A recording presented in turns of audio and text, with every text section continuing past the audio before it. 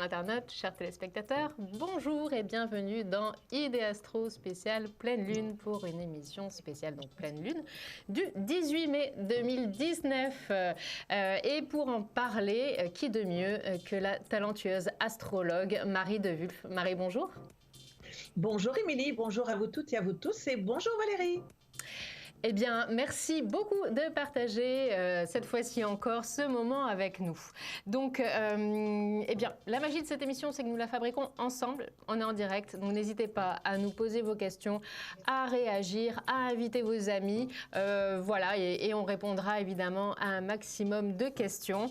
N'hésitez pas également à aller liker toutes nos pages donc, sur les réseaux sociaux. Comme d'habitude, hein, nous sommes un petit peu partout. Il suffit de nous chercher. Vous tapez Idée Astro et vous nous trouverez très facilement. Au sommaire de cette émission, alors dans l'horoscope au télescope, nous découvrirons quelles sont les influences de cette pleine lune.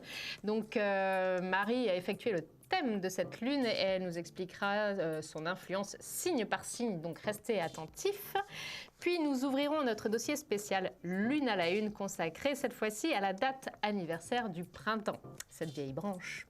Enfin, dans la story du jour, Marie répondra aux questions d'internautes.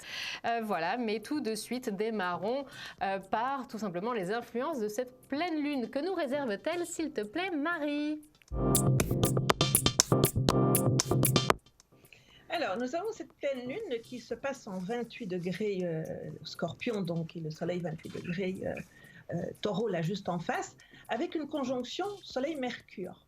Donc, alors, quand on a une opposition comme ça, avec cette conjonction-là, eh bien, ça nous donne toujours des lunes assez contrariantes, des lunes qui nous contrarient.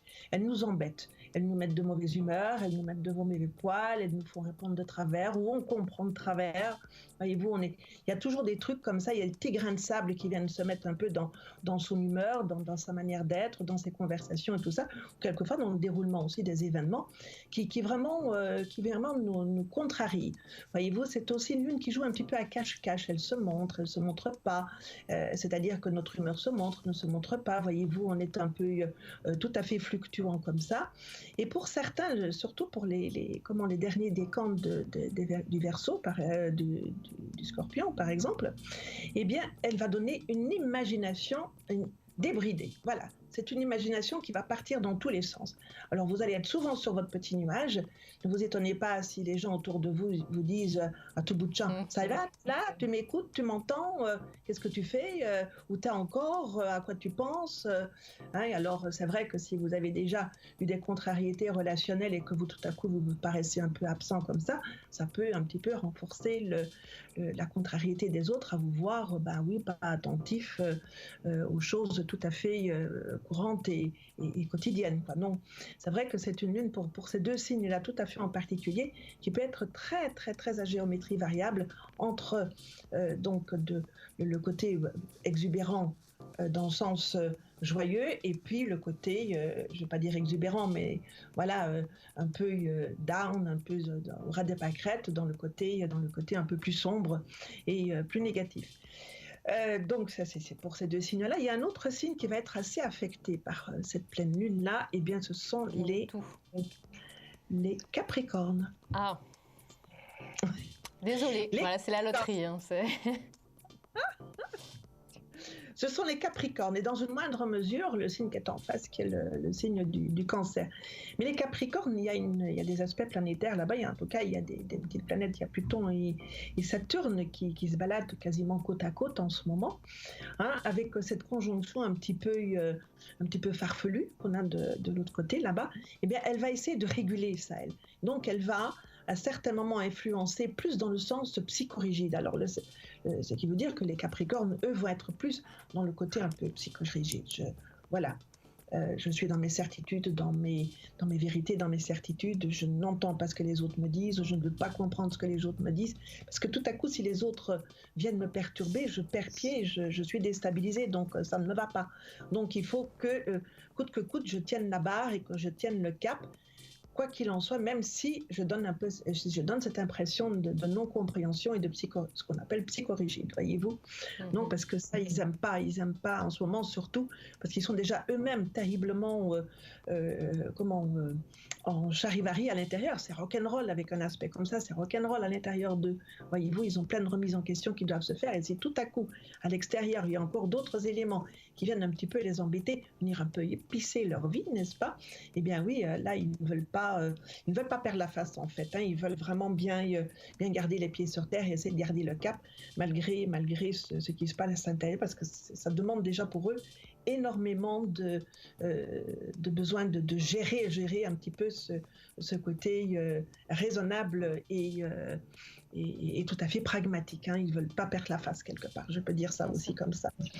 Alors, cette nouvelle lune aussi, voilà, je disais dans une moindre mesure du côté du cancer, dans le signe qui est juste en face, lui, on le voit plutôt très énervé, capricieux, énervé. Prendre la mouche. Je crois que c'est déjà un signe qui est un petit peu, un petit peu comme ça, à fleur de peau. Ce sont des gens qui sont excessivement sensibles et ils sont quand même très réactifs au niveau de la sensibilité. Voyez-vous, c'est un signe d'eau, c'est le premier des signes d'eau, et symboliquement, ce sont l'eau des petits ruisseaux et des torrents. Vous voyez, quand là, le torrent comme ça fait quand même une eau assez vive, n'est-ce pas? C'est une eau vivante, c'est une eau vive. Mais c'est aussi une eau qui s'écorche un petit peu facilement. Voyez-vous, les rochers qui ne sont pas toujours très sympas avec eux, qui leur barrent le chemin et tout ça. Donc, voyez-vous, si on s'imagine un petit peu leur parcours, eh bien, on peut transposer ça aussi un petit peu sur le tempérament de la personne. Voyez-vous, c'est le printemps aussi. Hein, on est toujours dans le signe... dans le printemps qui se termine, et qu'on rentre dans l'été, donc il est un petit peu dans ce moment intermédiaire entre deux saisons, donc il a aussi un petit peu entre deux portes. Donc là, lui, il a la visite de Mars, et c'est pour ça qu'il est assez énervé, et qu'il est encore plus réactif, et qu'il prend facilement la mouche, et qu'il est sensible. Tête près du bonnet, n'est-ce pas, Émilie? Oui, la tête près du bonnet, exactement. Voilà, et lui, pour un nom comme ça, il peut partir un petit peu dans l'énervement, se dire mais qu'est-ce que j'ai dit, qu'est-ce que j'ai fait, pourquoi est-ce qu'elle réagit ou il réagit comme ça, pourtant j'ai pas l'impression d'avoir dit des choses extraordinaires ou en tout cas qui peuvent effectivement l'agresser, mais lui il peut effectivement se sentir agressé aussi parce qu'en face on lui dit tu dois tenir. Donc soyez sympa avec vos amis cancer, voilà, aux alentours du 18 mai, pardon, soyez sympa, voilà. Une pleine lune, il faut facilitera un peu la tâche. Une pleine lune, il faut toujours compter 3 jours et demi avant et 3 jours et demi après. Voilà. Bon, on va les laisser en paix voilà, tout le mois de mai. On va être bien, on va pas se risquer. Ça commence comme ça et puis ça fait un beau crescendo et puis ça redescend comme ça. Voilà, ça fait un peu comme en musique, voyez-vous, crescendo, molto vivace, pof, des crescendo pour devenir pianissimo derrière. Voyez. Allez, amis cancer, ça va bien se passer. Voilà, ça ce sont les signes essentiels. Peut-être le premier décan aussi du Sagittaire aussi qui peut être assez impatient lui par contre. Ça va renforcer un petit peu son impatience et comme c'est aussi quelqu'un qui a une imagination, je vais pas lui pas tellement débridée mais qui peut aussi partir un petit peu, vous savez. Vous imaginez un peu les chevaux sauvages comme ça, ils peuvent avoir un petit peu l'imagination galopante comme ça aussi. Voyez-vous, donc il peut aussi partir un petit peu quelque part dans des extravagances comme ça, parce que lui il peut aussi avoir des grandes extravagances comme ça. Alors les autres signes sont quand même un petit peu plus au calme, par exemple. Hein. On va dire aussi que les Gémeaux, parce que comme il y a cette pleine lune avec Mercure et que Mercure est le maître du Gémeaux, qui est aussi le maître de la Vierge, mais il est plus atténué du côté de la Vierge. Parce qu'elle reçoit aussi les influences de Saturne qui est en Capricorne actuellement, parce que ce sont des signes de terre qui sont en bonne relation, donc elle reçoit aussi un petit peu de ces influences-là. Donc elle va être quand même beaucoup plus raisonnable, peut-être un peu trop raisonnable et pinailleuse quand même. Hein. Donc elle peut quelquefois pinailler sur des queues de cerises et couper les cheveux en 4 pendant cette période. Et donc les Gémeaux aussi peuvent être assez... sous influence. Sous influence, mais de partir un peu de manière un peu improvisée, un petit peu désordonnée. Voilà. Ils sont un petit peu la fleur au fusil, voyez-vous, et puis ils ne réfléchissent pas tellement aux conséquences qu'il peut y avoir. Très bien. Voilà, Et alors, pardon. Et est-ce qu'il y a des signes qui sont plutôt impactés de manière positive, ou est-ce que de toute façon, en général, la pleine lune, elle est plutôt là pour venir taquiner? et la pleine lune est toujours là pour taquiner, hein, de toute Coquille façon. lapin. D'accord, eh bien merci. Voilà, elle est là pour taquiner. Voilà. Bon, Il y en a, mais après, il faut voir les configurations personnelles pour voir un petit peu la résonance plus particulière chez tout un chacun. Parce que chez certains, elle peut accentuer les insomnies, chez d'autres, elle peut renforcer la fatigue. Tout ça, alors à ce moment-là, c'est par rapport à la résonance plus personnelle que ça peut avoir alors, dans des un petits tableau. conseils justement pour se calmer, pour bien dormir. On en parle assez souvent, mais c'est vrai que les huiles essentielles, notamment Les de huiles lavande. essentielles, par exemple, comme la lavande, comme la verveine, ce sont voilà du tilleul aussi. Les tisanes de tilleul sont très Des exercices de respiration, des exercices d'ancrage. Voilà. Puisque vous allez avoir quelqu'un qui va vous apporter du bien-être comme ça, il va certainement vous apprendre à faire des techniques d'endormissement comme ça pour pouvoir s'endormir, essayer justement de vider la tête, surtout pour les gens qui ont un petit peu les neurones en effervescence avec cette pleine lune. Voyez-vous, de vraiment les apaiser, pas de les contrôler, parce que quand ils sont comme ça, on ne peut pas les contrôler, mais au moins canaliser ça de manière différente. Leur donner un sujet de divertissement plutôt que de partir un peu dans tous les sens. Et attendre que l'orage passe, puisqu'il finit toujours par passer, le soleil revient. Que cette lune se diminue, en fait, que ses influences diminuent, donc voilà. Exactement. Merci beaucoup Marie pour ces précisions. Alors, je rappelle que vous êtes en direct aussi, n'hésitez pas à nous poser vos questions. Le sujet d'aujourd'hui, c'est la pleine lune. Voilà, donc quel que soit votre signe astrologique, vous avez peut-être des questions, puisque la lune, on vient de l'expliquer, influence différemment selon les signes, selon la position où elle se trouve, où se trouve votre signe dans le ciel. Donc voilà, vous êtes en direct, n'hésitez pas à réagir et puis on vous répondra avec grand plaisir. Alors, je te propose tout de suite de passer à notre chapitre Lune à la une consacré aujourd'hui à la date anniversaire du printemps. Oui, rien que ça. Alors, effectivement, donc, normalement, je ne sais pas, mais par exemple, dans l'imaginaire collectif, pour moi, le printemps, c'était le 21 mars. Voilà. Or, il n'en est rien. Il n'en est rien.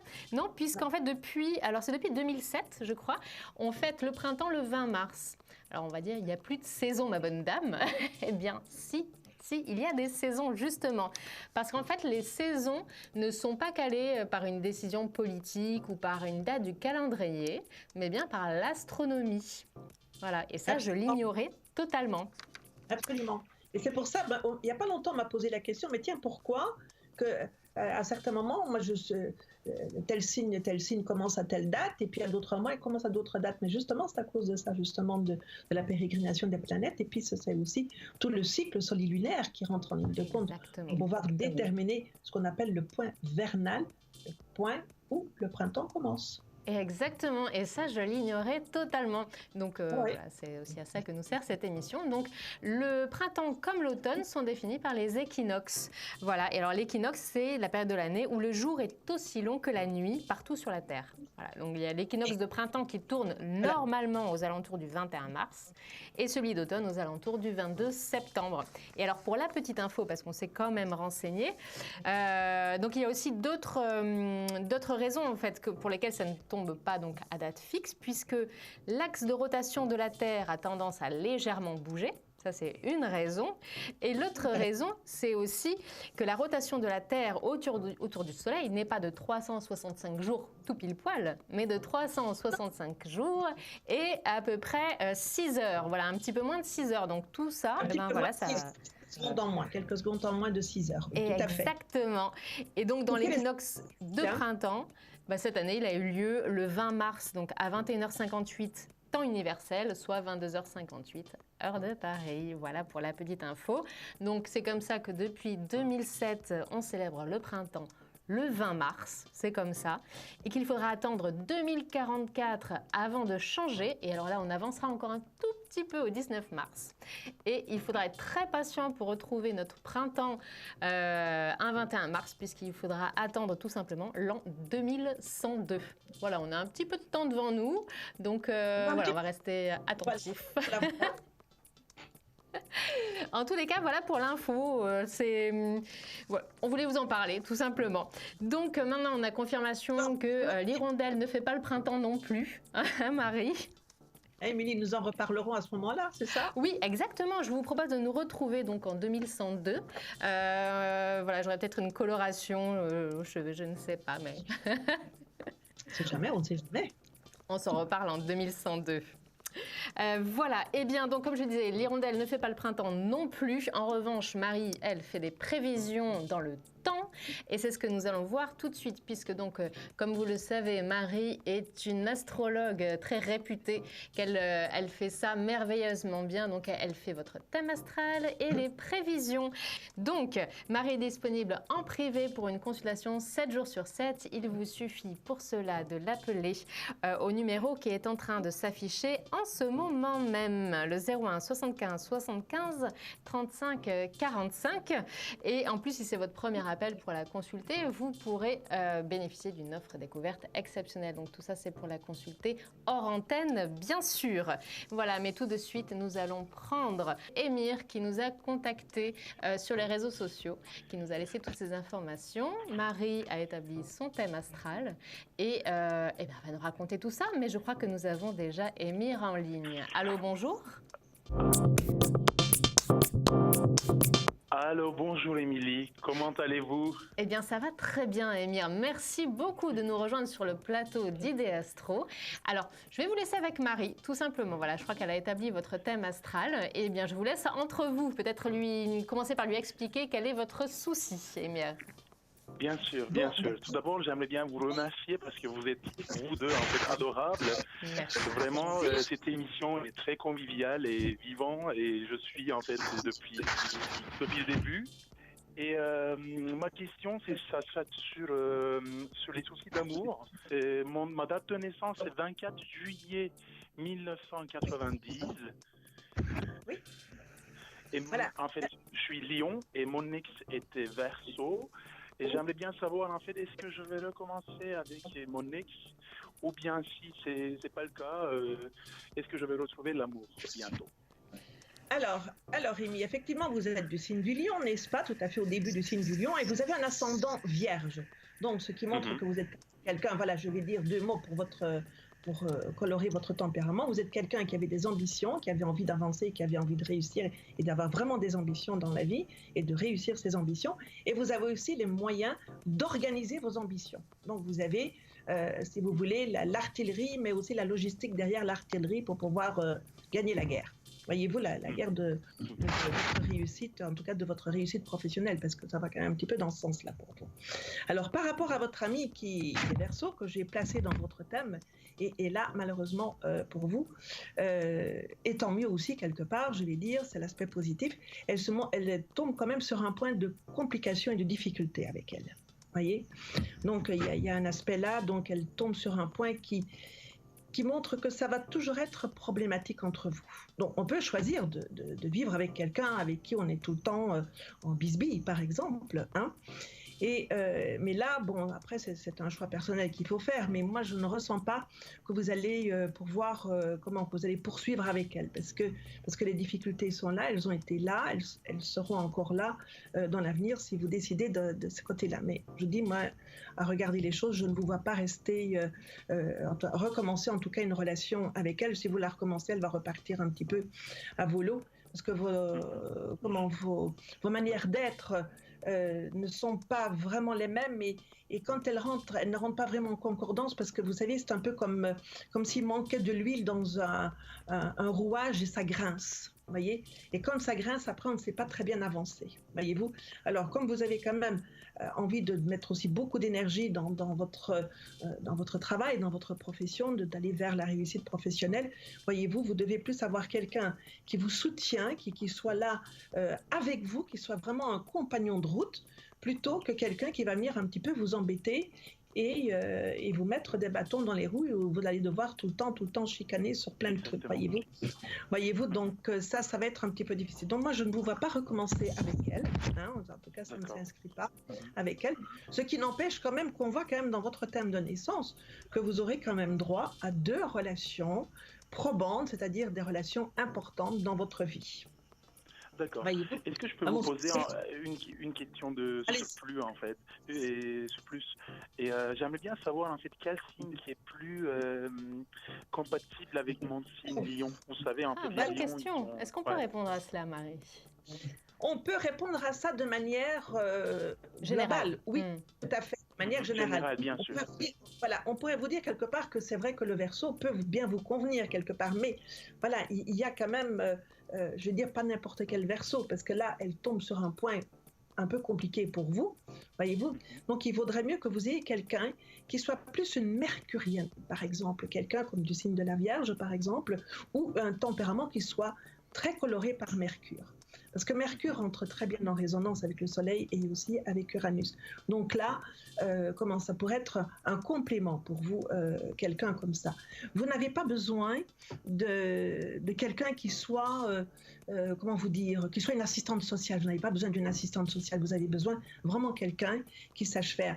Et quelqu'un qui ait quand même une certaine souplesse. Parce que vous êtes quand même quelqu'un d'assez têtu, on va dire les choses, n'est-ce pas? Est-ce le cas? On est entre nous, vous pouvez le dire. Vous savez ce que vous voulez, donc il vous faut quelqu'un qui soit plus souple, donc qui puisse s'adapter. Donc c'est pour ça que je parle d'un tempérament mercurien. Voilà, Mercure, c'est le maître des Gémeaux, oui. Mais il y a la Vierge, et la Vierge, c'est votre ascendant. Ça ne veut pas dire que c'est parce que c'est votre ascendant que c'est la personne qui vous convient le mieux, hein, parce que ça, c'est un petit peu particulier à tout un chacun. Mais c'est quelqu'un, voyez, qui ait cette souplesse, mais qui est aussi le côté raisonnable. Parce que dans tout ça, vous êtes aussi quelqu'un qui avait besoin d'être rassuré, d'avoir des certitudes quelque part. C'est pour ça que vous êtes aussi têtu, parce que vous vous accrochez aussi à vos certitudes. Mais vous avez des idées comme ça et vous vous y accrochez parce que vous avez besoin de vos certitudes. Donc, il faut que vous ayez quelqu'un qui vous rassure quelque part, qui vous soutienne, qui vous rassure et qui marche à côté de vous. Ni devant, ni derrière. D'accord, hein? D'accord. Merci beaucoup. Vraiment, c'était une très bonne réponse, en fait. Voilà. Si elle marche devant vous, ça ne va pas. La personne que vous aviez là, elle avait tendance à marcher devant vous. Et ça ne vous convient pas, ça. Oui, vous savez, elle ne me lâche pas non plus, c'est un peu difficile, en fait. D'accord. Voilà. J'arrive pas, en fait, laisser des messages sans réponse. Oui. Et il vous faut un copilote efficace, mais vous n'avez pas besoin d'un deuxième pilote dans la voiture. C'est une jolie image pour conclure cette consultation, Marie. Elle vous convient, Émir? Ça va? Oui, ça me convient complètement. Merci beaucoup. Merci beaucoup, Émir. Merci beaucoup pour votre participation. À très bientôt. Merci. À la prochaine fois. À la prochaine fois. Merci, Émir. Au revoir. Merci, au revoir. Au revoir. Eh bien, je me propose de rappeler, Marie, que tu es disponible justement en consultation privée pour effectuer des thèmes et prévisions astrales. Il suffit pour cela de composer le 01 75 75 35 45 et sur votre premier appel, vous pouvez bénéficier d'une offre découverte exceptionnelle. Voilà, donc c'est le 01 75 75 35 45. Alors, l'émission arrive bientôt à son terme, mais on ne pouvait pas vous laisser sans vous donner quelques petites nouvelles des étoiles, puisque donc le 10 avril dernier, c'était il n'y a pas si longtemps, nous avons pu découvrir les premières images d'un trou noir. Voilà l'un des plus grands mystères de l'univers prédit par les lois de la relativité d'Einstein. Et écoutez bien, il a effectué une publication en 1915, soit c'était il y a plus de 100 ans. Et selon sa loi de la relativité générale, en fait, il avait tout simplement théorisé le fonctionnement, l'attraction gravitationnelle qui est exercée par ces phénomènes. C'est-à-dire qu'il avait déjà prédit que rien ne pouvait échapper d'un trou noir, ni la matière, ni la lumière, quelle que soit la longueur d'onde. Résultat, pour le prendre en photo, comment faire? Puisque résultat, il est invisible. Un trou noir est invisible. Alors, pour prendre une photo, c'est un peu compliqué, j'avoue. Mais comment ont-ils fait? Alors, en fait, il faut expliquer que le trou noir est entouré d'un disque d'accrétion. Donc, l'accrétion, c'est du gaz, et que ce gaz-là est lumineux. Donc, finalement, ce que l'on voit sur la photo, c'est tout simplement la silhouette du trou noir qui est mis en évidence par cette petite accrétion donc de gaz. Voilà. Et ça ressemble, alors, je ne sais pas si vous avez eu l'occasion de voir la photo, mais ça ressemble à un donut, en fait. Voilà, ça peut paraître un peu fou. C'est ça, c'est une très belle comparaison. Oui, c'est un donut. Voilà, un anneau brillant finalement entourant une région un peu sombre. Donc pour la petite blague, ça ressemble un petit peu à un donut, mais je vous invite vraiment vivement à aller voir cette photo. Il faut savoir que c'est pas tout près puisque ce trou noir là est à 53 millions, je crois, d'années-lumière, quelque chose comme ça. Donc c'est pas tout à fait la porte à côté. Et pour le prendre en photo, pour lui tirer le portrait, il a fallu pas moins de 6 télescopes qui étaient bien sûr répartis à différents endroits du globe. Et ils ont fonctionné un petit peu comme des fragments de miroir. Et ils ont envoyé des données sur un télescope, mais qui lui était, un télescope virtuel de la taille de la Terre. C'est-à-dire que ce télescope virtuel, c'est un peu comme si on ouvrait par exemple un journal à Paris et qu'on était capable de le lire depuis New York, pour vous dire un petit peu la puissance du télescope, voilà, qu'ils ont réussi à reproduire. Et je trouve ça assez fantastique. Et alors, on a eu des questions à ce sujet. Et comme j'ai un métier hyper cool, on me l'a dit il n'y a pas longtemps, je me suis dit tiens, c'est l'occasion d'aller répondre à cet internaute qui posait des questions. Donc dans l'hypothèse où l'on peut entrer dans ce trou noir, que se passerait-il? Marie, as-tu une idée? Ben, il n'en sort pas, hein. Ah bah voilà. Donc si vous passez la barrière invisible qui délimite un trou noir et qui s'appelle l'horizon des événements, vous ne pourrez plus jamais la franchir dans l'autre sens, puisque vous tombez au centre du trou noir, à un point où la gravité et la densité de matière tendent vers l'infini. Donc autant dire qu'on n'en ressort pas tout entier. Voilà, voir qu'on est irrémédiablement broyé. Voilà, alors ça c'est une question du petit Paul qui a posé cette question, et il en a posé une seconde qui était est-il possible d'obtenir des images de l'intérieur du trou noir? Eh bien, même réponse, c'est-à-dire que en imaginant déjà que l'on a un trou noir qui soit plus près, c'est-à-dire à portée, où on est navette, qui puisse aller aussi loin que ça et très très rapidement bien sûr, eh bien si on envoyait une caméra à l'intérieur, on ne pourrait jamais en récupérer les images, car rien ne sort d'un trou noir. Toutes les ondes électromagnétiques, comme la lumière ou les ondes radio, restent piégées à l'intérieur. Voilà, ça c'était la réponse pour Paul. Donc on ne rentre pas dans un trou noir, tout simplement parce qu'on n'en ressort pas. Voilà. Et en tous les cas, donc encore une fois, je vous invite à aller découvrir les photos qui sont extraordinaires. Et normalement, je crois qu'il est prévu d'ici une petite année de renouveler l'expérience sur un trou noir qui, pour le coup, est plus près de nous. Mais encore bien loin, on vous rassure, hein, on est hors de danger. Tu les as vues, toi, Marie, les photos? Oui. Oui. C'est fou. Hein. C'est une jeune scientifique hein, qui a fait cette synthèse de toutes les photos dessus. Oui. Voilà, c'est des données en fait que ces télescopes ont envoyées, et puis le télescope géant a compilé toutes ces données. C'est assez proche de ce qu'on avait imaginé d'ailleurs. Hein. C'est elle qui a fait l'algorithme pour pouvoir mettre tout ça en phase. Hein. Ah, c'est extraordinaire. Elle est jeune, hein, elle n'a pas 30 ans. Hein. Imaginez-vous. Voilà. En tous les cas, nous vous donnons rendez-vous prochainement pour un nouveau numéro spécial pleine lune. Et la prochaine pleine lune aura lieu le 17 juin 2019. En attendant, vous avez rendez-vous avec les étoiles. À noter donc qu'auront lieu ces prochains jours les ariétides. Il s'agit d'une pluie de météores intense qui dure du 22 mai au 2 juillet chaque année, avec un maximum de météorites le 7 juin. Voilà. Et surtout, on peut les observer au petit matin, un petit peu avant l'aube. Donc, n'hésitez pas, sortez. En revanche, les étoiles filantes se font plus rares. Donc, si vous avez la chance d'en apercevoir, n'oubliez pas de faire un vœu, car c'est comme cela qu'ils se réalisent. Marie, un grand merci. Merci à toi aussi. Et puis, on se retrouve très bientôt, très vite. tout le monde. Et voilà, plein de bonnes choses. Au revoir. Plein de bonnes choses. Au revoir et merci beaucoup Marie. À très bientôt. Et puis, merci à toutes et à tous de nous avoir suivis. Dans un instant, la suite de vos programmes. À bientôt.